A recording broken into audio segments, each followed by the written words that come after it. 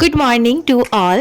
আজ হচ্ছে 21 জানুয়ারি আর আজকে হচ্ছে সানডে। সানডে ফান্ডে তো হতেই হয়, তো সকাল সকাল রেডি সেডি করে বেরিয়ে পড়লাম সবাই মিলে। কোথায় যাচ্ছি? পিকনিক করতে।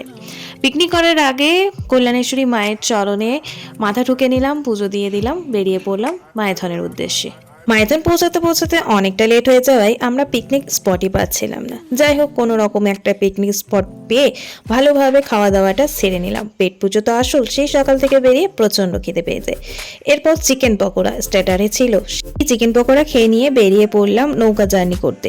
তো সেখান থেকে নৌকা জার্নি শুরু করলাম নদীর এপার থেকে ওপার, মানে ড্যাম্পের এপার থেকে ওপারে যাওয়ার জন্য। আসার পর লাঞ্চ কমপ্লিট করে নিলাম, তারপর শেষ মুখে সমস্ত কিছু হজম করার জন্য নিলাম একটু করে কোকাকোলা।